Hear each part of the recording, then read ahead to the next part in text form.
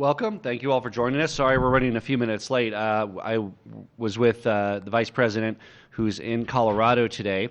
Lieutenant Governor Primavera and I welcomed Vice President Harris and Second Gentleman Doug Imhoff at the airport, and then we joined them with a meeting with small businesses at Maria's Empanadas. This is part of the Biden administration's Help Us Here American Rescue Plan tour.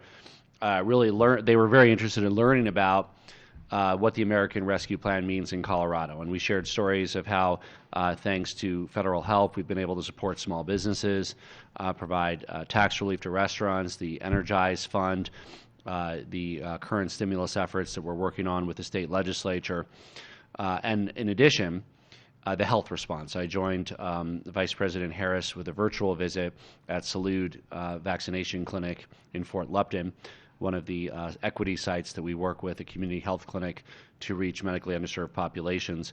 It's important that people know that as part of the rescue plan, the American Rescue Plan, it also includes support for our vaccination sites, the vaccination effort, testing, and a number of other areas that will help us emerge from this pandemic sooner rather than later.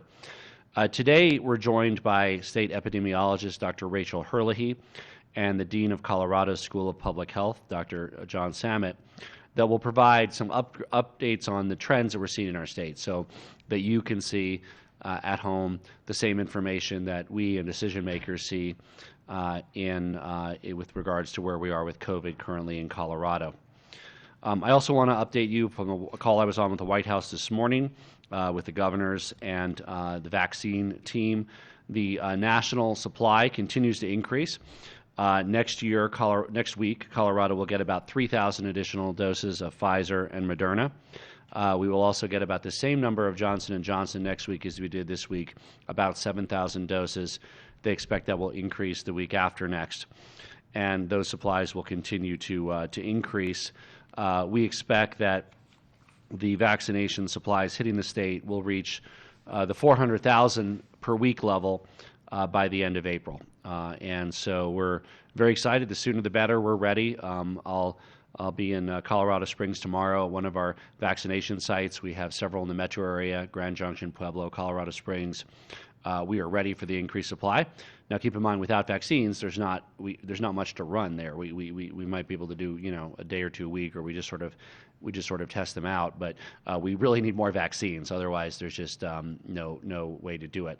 Currently, the current level of vaccines we actually distribute through our normal system, which means pharmacies. You can set up an appointment at a pharmacy near you, your local hospital, community health clinics. The increase that we're expecting will require these larger state-run sites for the next few weeks, which we're very excited about because we'll be able to get to the population very quickly. Everybody who wants it should be able to get it by the end of May. As we indicated, everybody will be eligible in early to mid-April here in Colorado to get the vaccine. Briefly on the trends, hospitalizations went up again today. 13 more hospitalizations, 341. Not an alarming number in its own right, but the trend that we're very worried about and we'll be watching the next few days is if this continues to increase at this rate, we could be in trouble again soon. The testing numbers are not very reliable because very few people got tested due to the blizzard, naturally, of course, so very low testing numbers and very low positives. Really one-tenth the level of our normal tests, and about just over 300 positive cases. So we'll see. The testing will come back online. Obviously, they were doing tests yesterday, today, so we should have more reliable information in the next day or two. We continue to really monitor this information every day, including the information about the variants, which we'll be briefed on here today, so you can see the information we have. We have made, as you know, tremendous progress on vaccinating the most vulnerable, those 70 and up, that represent more than 3/4 of our deaths, just under half of our hospitalizations. Currently, everybody 60 and up is eligible, and in just 2 days, everybody 50 and up in Colorado will be eligible to be vaccinated at their convenience as they get that scheduled at a local pharmacy or hospital, including people with pre-existing conditions. We are now at 77% of people aged 70 and up have been fully vaccinated. Have at least received their first vaccination. And that's very good news. Many more are becoming fully vaccinated every day as they get their second vaccine, and then 2 weeks after that, they're fully vaccinated. So we're very excited to be moving forward with continuing to get the vaccine as fast as possible to end the pandemic, to save lives, with the most vulnerable protected and entering protection in the next week or so. It's a lot less risky in terms of potentially overwhelming our hospitals. But you get to see the same information that we get to see. So with that, I'll turn it over to Dr. Samet to walk through the models that have really improved in quality and decreased in sort of the variation since the beginning. They've learned a lot, just as we all have, about this virus. So these are a lot more refined than some of the models in the early days of the pandemic. Dr. Samet? Okay, and actually, I think we may start with Dr. Hurley first. Okay. And then, yep. Great. Okay, we'll go to Dr. Hurley. All right, first slide, please. All right, so good afternoon, everyone. Wanted to provide you with a quick update on variant case trends in the state, and then provide you with an overview on where we are with cases, hospitalizations, talk a little bit about some of the trends that we're seeing in individuals that are being vaccinated, and then Dr. Samet's going to go into a little bit more detail, talking about some of the data that we're seeing and some of the modeling work that's been done in the last couple of weeks. But specifically talking about variants here in the state, we have been able to substantially increase the amount of sequencing that is being performed at our state laboratory. And so we are identifying more variant cases. So it's certainly good that we are identifying these. We have more robust surveillance available in the state, and that's a good thing at this point. But we have now 336 cases of the UK or B117 variant of concern, 11 cases of the B1351 or South African variant of concern, 225 cases of the California variant, also known as B1427, B1429. CDC has now started talking about this as a variant of concern. Previously, we were discussing it as a variant under investigation. There is some new information out. The concern specifically is primarily related to the effectiveness of some of the monoclonal antibody treatments. So again, it's being discussed now as a variant of concern, so a little bit of elevated concern with that one. And then 4 cases of the B1526 variant under investigation, and that is the variant that was identified in New York City. At this point, about 8 to 10% of the specimens that we are testing weekly in our state lab appear to be the B117 variant. That's based on a random sample of positives that are being sequenced at our state laboratory. And then another 20 to 22% are the California B1427/B1429 variant. To put that in perspective, California is now seeing well over 50% of the specimens that are positive in California coming back as that California variant.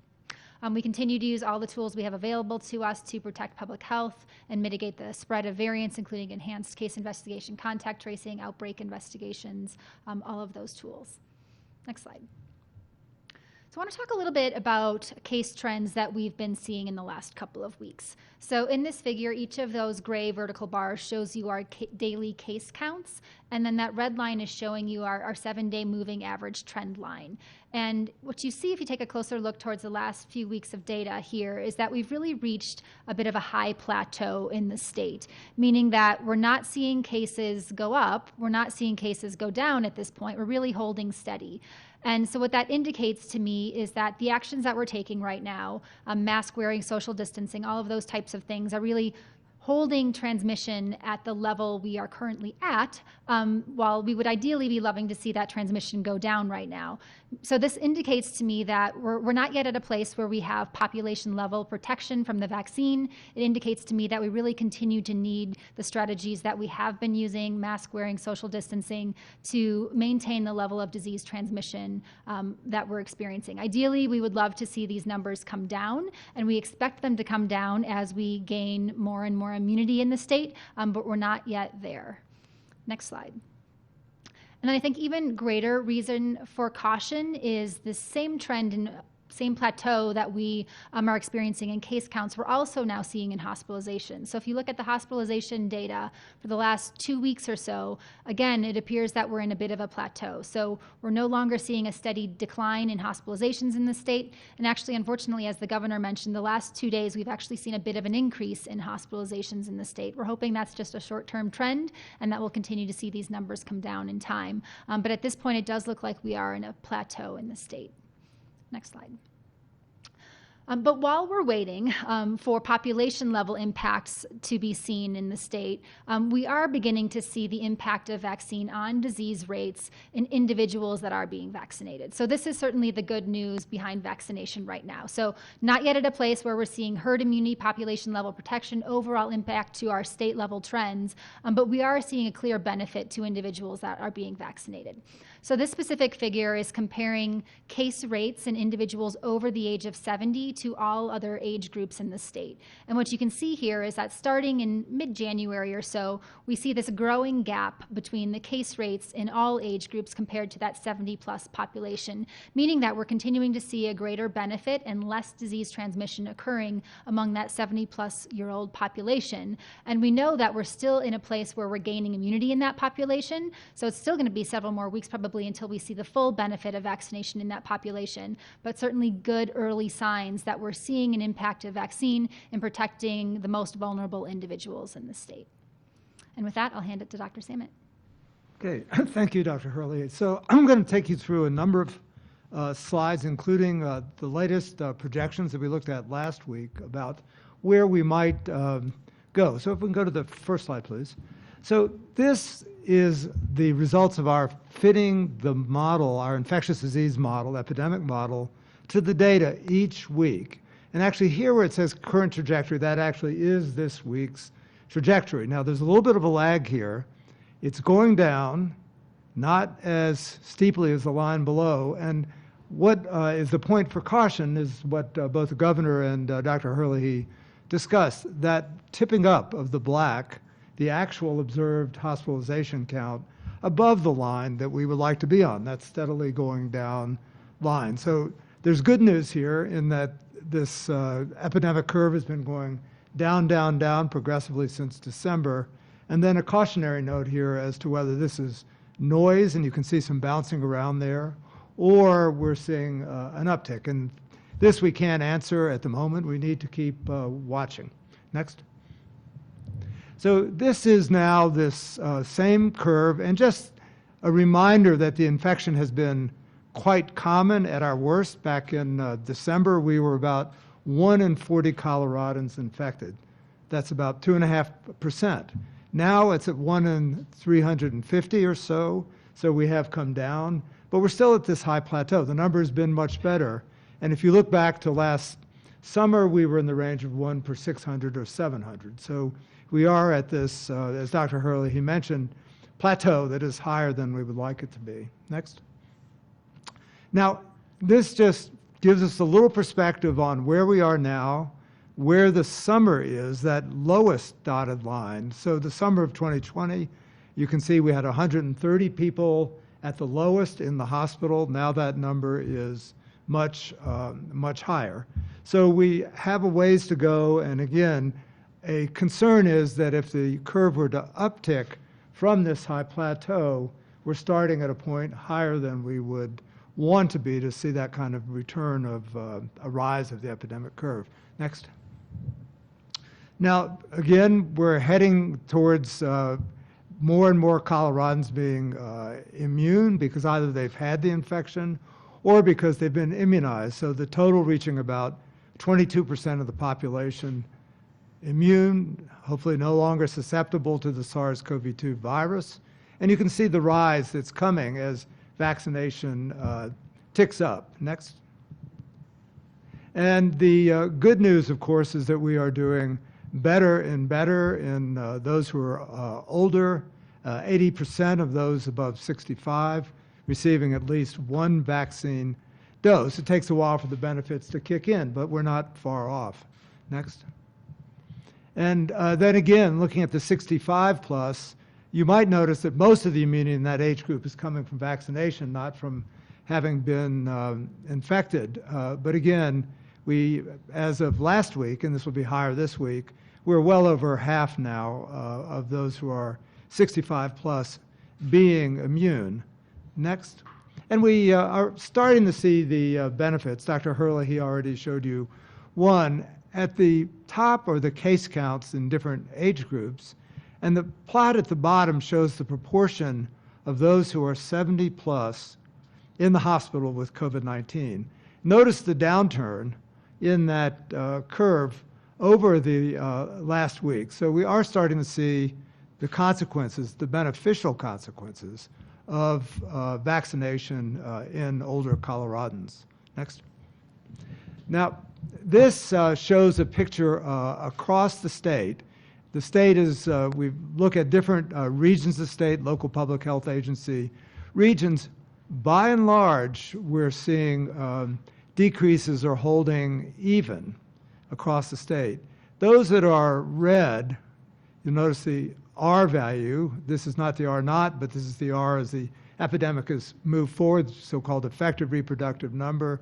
3 of these regions, including 2 where skiing is prominent, the Central Mountains and the West Central Partnership, where San Miguel County is located, in the red. And in some of these counties, infection is still affecting more than 1% of the population. So the picture is variable across the state. Next.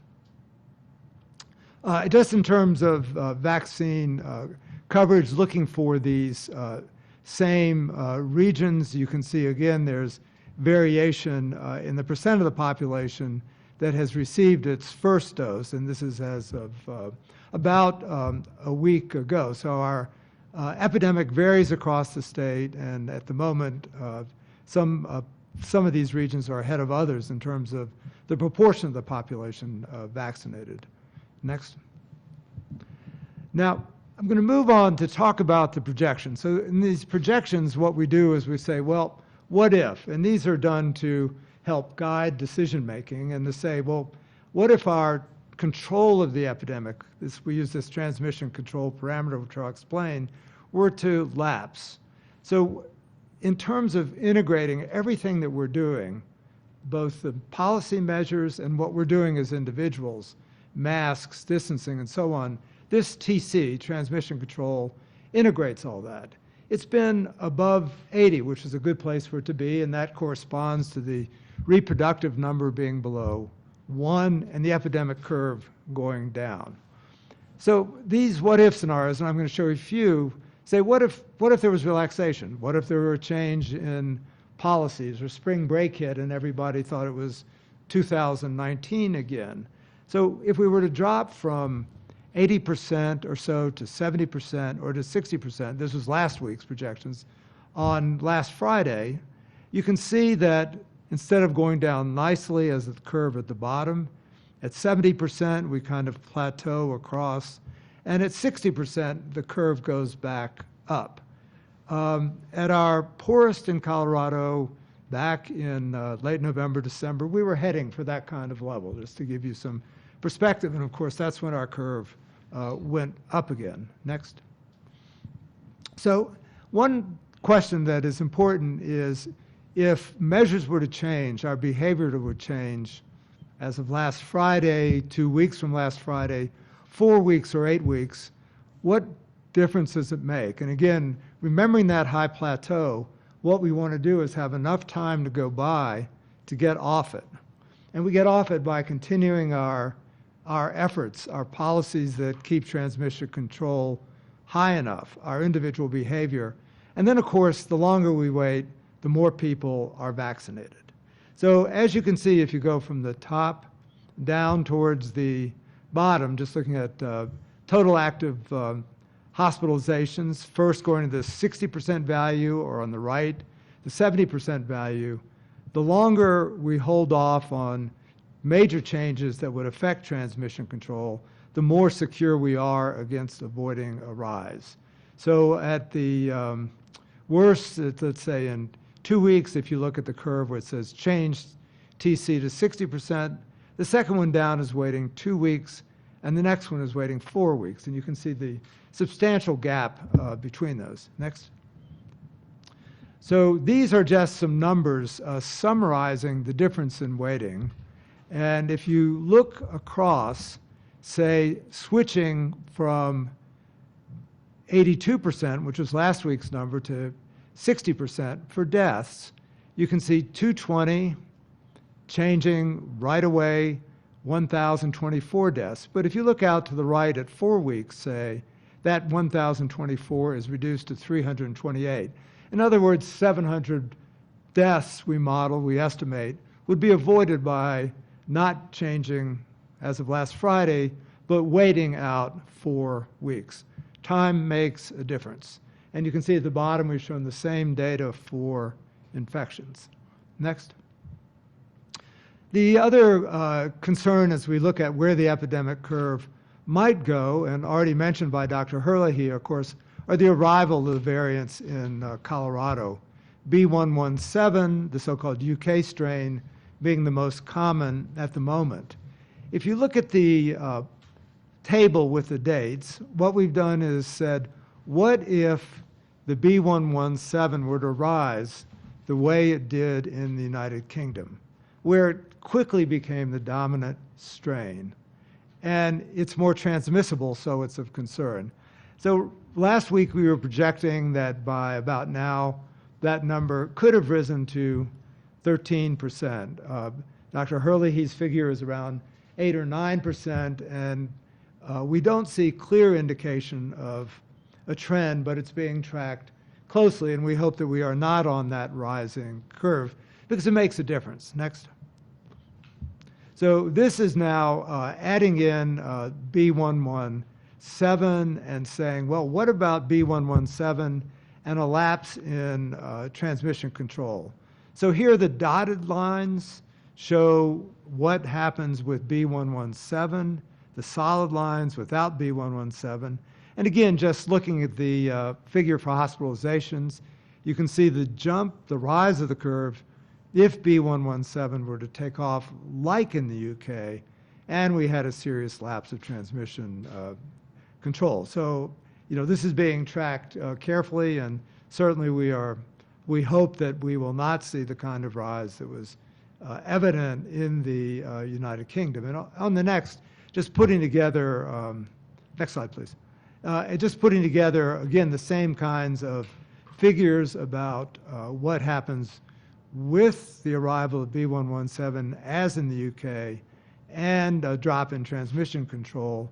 You can look at deaths and see out in that column 60% in B117 the impact of having B117 arise. That would be 1,500 deaths by between early March and June 1st, a substantial increase over no B117. So of concern and being watched closely.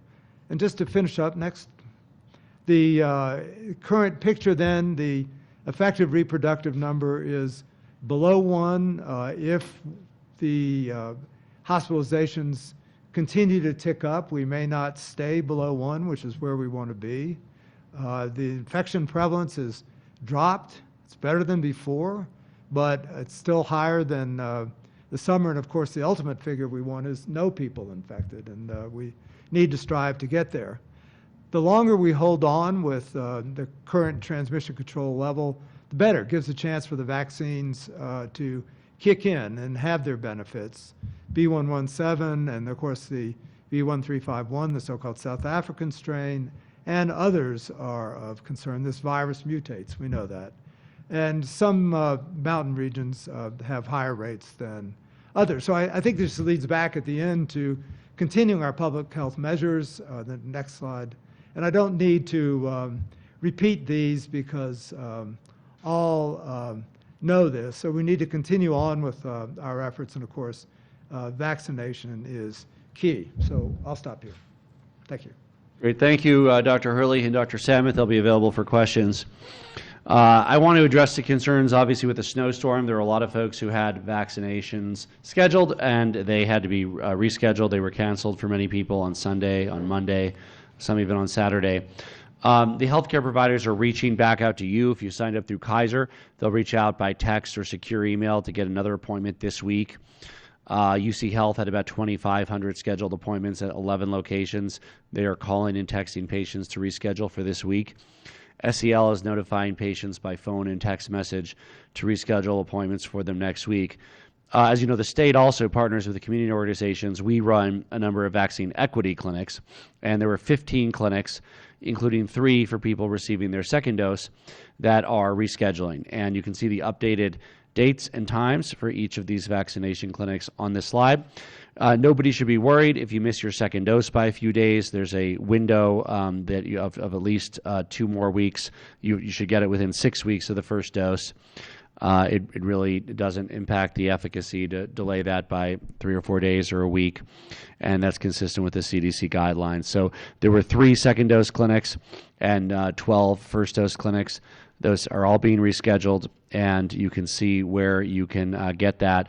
We are also rapidly in the process of launching the state pods, Colorado Springs, metro area, the Ranch up north, Grand Junction, Pueblo. These are going to be the larger scale vaccination sites that as the vaccine quantities increase, we'll begin to see some of that surge capacity in these really easy to use sites. The vaccine is free everywhere. There is no copay. You do not need to furnish a state ID to get it. You can simply go in. It's nice if you bring a state ID or insurance card. It certainly helps them, but they cannot deny it to you just because you don't have that. We are not requiring that sort of proof of residency or where you live.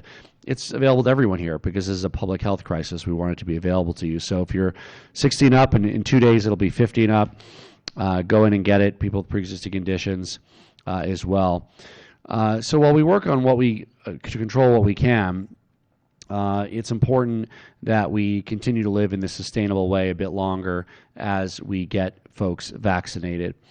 And by this summer, I'm excited that things will be relatively back to normal, and that's a good thing as long as we're doing our part as a state. We're going to be offering these vaccines. You have to do your part. You have to get the vaccine when it's your turn. So those are the 2 pieces that go hand in hand. If we offer it and no one comes, it doesn't help anybody. So right now, demand still exceeds supply, which is great from our perspective. Not great from yours because you may take a week or 2 before you can get an appointment.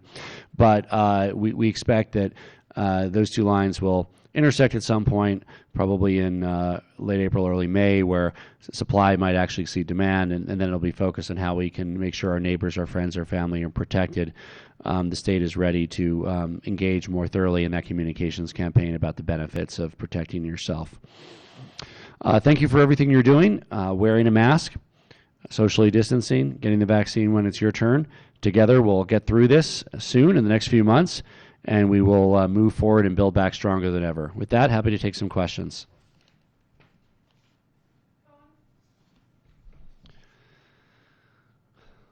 Phone?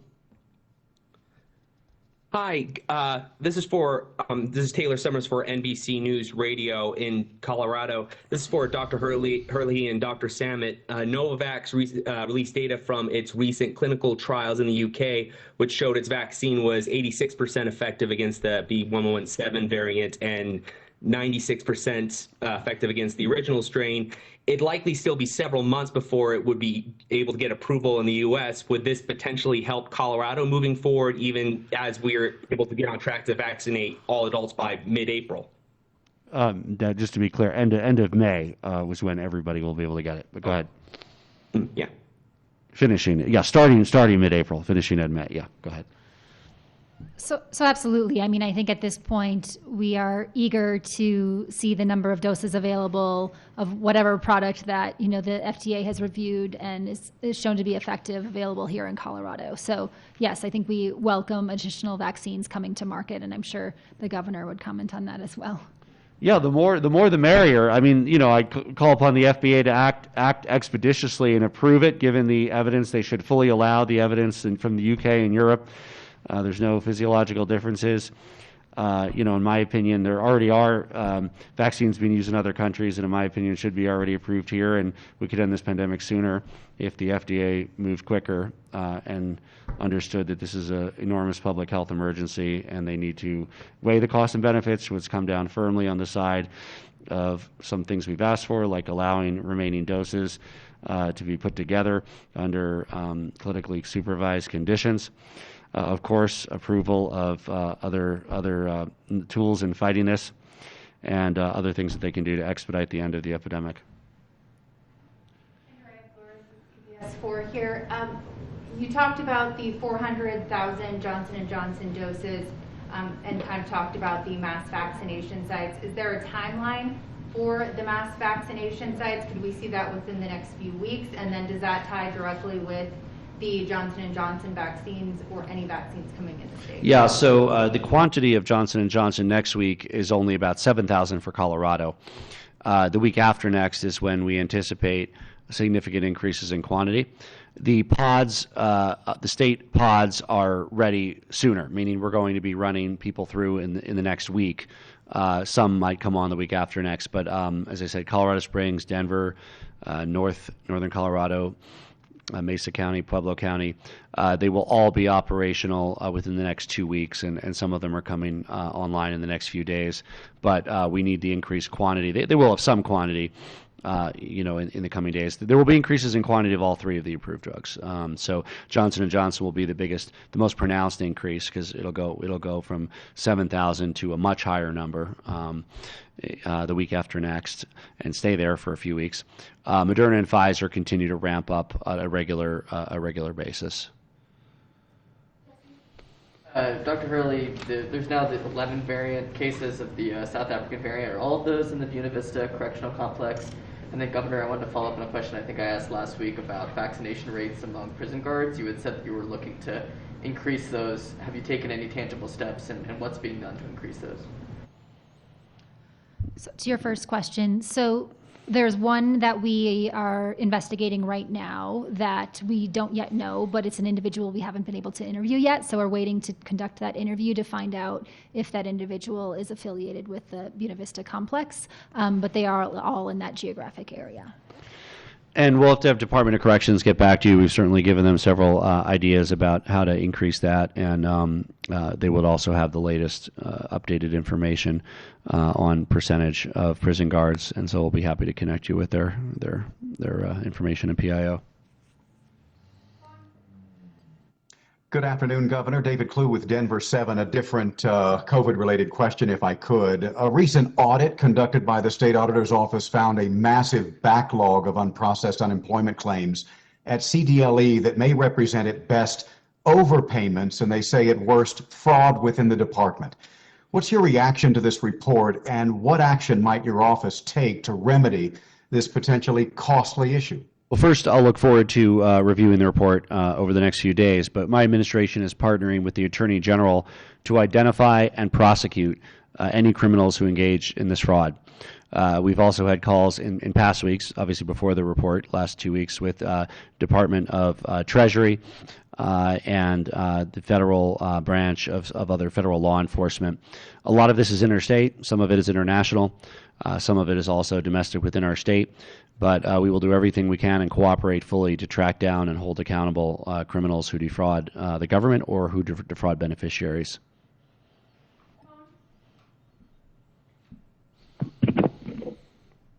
Hello, Governor. Jesús Carrasquel from Noticias Univisión Colorado. Gobernador, ¿podría decirnos cuál es la siguiente fase de vacunación en el estado? ¿Quiénes se verían beneficiados y si tenemos suficientes dosis para todos? Sí, este viernes, el 19 de marzo, todas las personas mayor que 50 años pueden recibir el vacuno. Todas personas mayor que 50 años pueden recibirlo. Las personas más de 50 años y también trabajadores en primera línea como los trabajadores en restaurantes pueden recibirlo después de este viernes 19 de marzo. Vamos a abrir el vacuno para toda la población. En la primera parte de abril vamos a tener la fecha exacta muy pronto, próxima semana. Excuse me, Mr. Governor, Charles Ashby from the Grand Junction Daily Sentinel.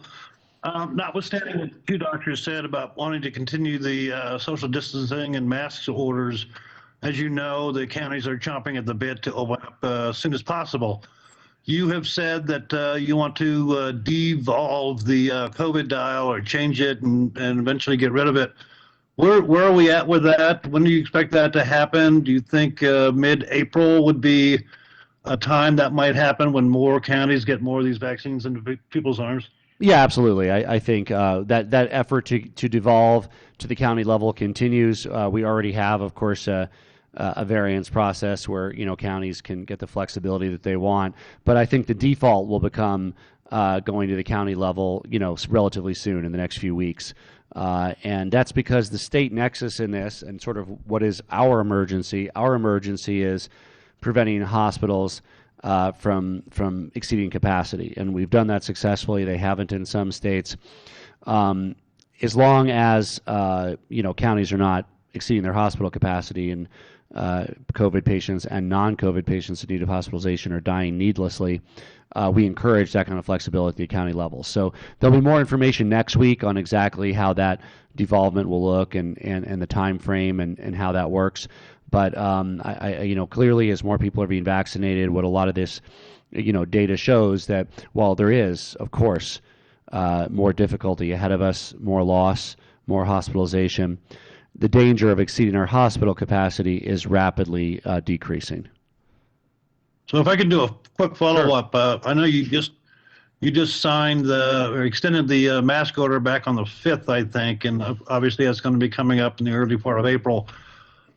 What are you thinking about that? Are you going to continue that mask order? Or are you going to make it fit in with all this that you're talking about with the dial? Well, so the mask order is not directly related to the dial. I think it's going to be important for people to wear masks for the next few weeks and months. I think as people are vaccinated and protected, it's not as important to wear a mask. I'm vaccinated. I'll continue to wear a mask around others just to set the tone. But I think for most folks who are vaccinated, that offers a very high degree of protection, more than a mask. A mask is 50%. The vaccines are 95%. We don't yet know if they decrease transmission by 95%, but they do certainly decrease infection by 95%, and they decrease death by as much as 100% in many of the studies. So I think the long and the short of it is next week we'll have more information on how the protocols are devolved to the local level, and we'll look forward to working with Mesa County and the rest of the state to help tailor the appropriate public health response to the pandemic in the final months. Thank you, sir. Hello, Meg from the Denver Post. This is probably Dr. Hurley here, Vaccinate.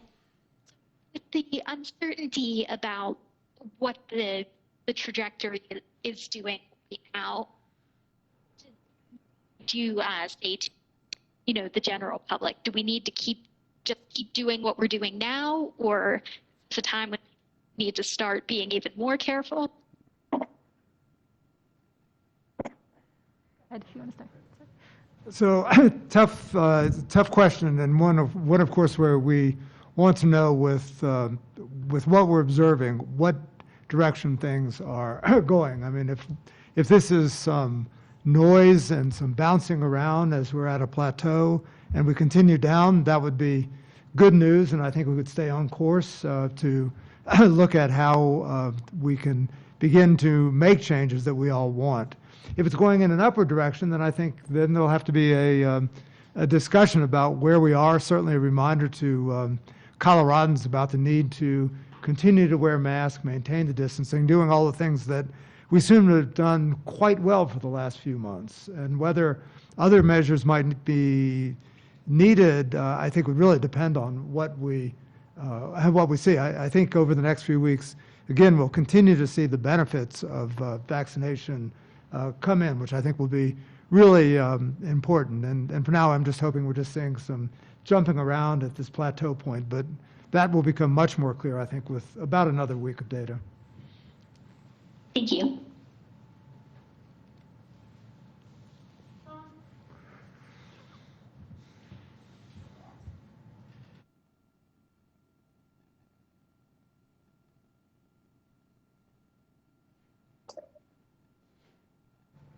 Hi again, this is Seth at the Colorado Springs, Denver. Two questions.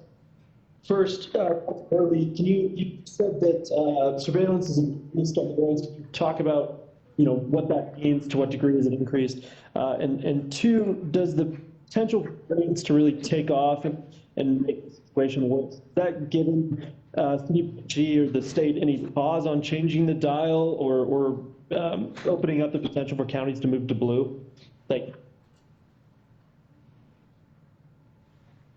Was that for Dr. Hurley? Sorry, yeah. So the first one certainly for Dr. Hurley, and the second one for you or either of the doctors would like to answer. Sure, so I can start. So as Dr. Samet was just explaining, we have the benefit in front of us, which is vaccination in a growing immune population. And what we expect from that is to see an impact, a positive impact on disease transmission, hospitalization rates, mortality rates in the state due to COVID-19. But the challenge we have before us is variants. And as variants become more widespread, there is the potential that we could see more transmission. And so I think, this is the reason why masks continue to be important, as the governor was just saying. Social distancing continues to be important. But we know that vaccines are here. We know that they are effective, and we know that there's going to be an impact. I think we just need to be patient and build that immune population and get to a place where Colorado has herd immunity to see the full benefit. Last question? Oh, I'm sorry, just to follow up real quick, Dr. Hurley, the second question was to what degree surveillance has increased? Over particular to variants? Yes, particularly to variants. Sure. So the number of specimens that are being sequenced at our state lab now is close to 400. So in the last 2 weeks, it's been 300 to 400. Before that, we were doing closer to 200 or even less, a little less than 200 per week. And so because of that, we're able to now meet our goal, which has been 5% of positive specimens in the state being sequenced. So as we've been doing that, we do have this random sample, our Sentinel surveillance network, where we are tracking the percentage of positives each week that are being identified as different variants. And as I mentioned at the beginning of my presentation, we think that number for B117 is around 8 to 10% right now. When we first started tracking B117 in the state, it was in the 0 to 3% range. So we certainly have seen the prevalence of the UK variant or B117 variant increase over time. As Dr. Samet mentioned, the modeling team is helping provide us projections of what we would expect the prevalence of variants to be in the state if we were growing at the rate that the UK is. We've been trailing behind that, which is good news, so haven't quite kept up with the rate we estimated could happen. So that is certainly good to see at this point, but we are seeing an increase in prevalence of these variants in the state.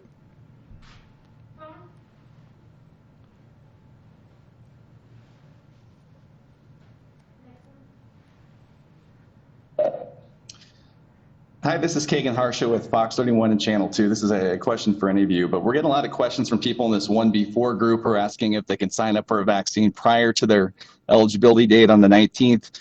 Should these folks be looking now? Can you sign up now? And we also know a lot of people are signing up anywhere they can. What's the state's advice currently in regards to signing up on multiple platforms? So we have advised our partners to update their appointment sites and ability to set them up by tomorrow, by Wednesday. At the latest, meaning that many sites and many partners will let people in 50 and up, for instance, schedule appointments on Thursday or Friday. But certainly by Friday they should be there. So they won't all necessarily be updated by Friday, by Wednesday. By the date it goes live, which is Friday, those who are 50 and up and eligible under other criteria, pre-existing conditions or frontline workers should be able to set up appointments. So the goal is most of those partners will have that online by tomorrow. Some will be Friday at the latest. In the follow-up, because there are a lot of people still signing up at multiple sites, multiple pharmacies, is that recommended? Should people avoid that? Is that creating problems?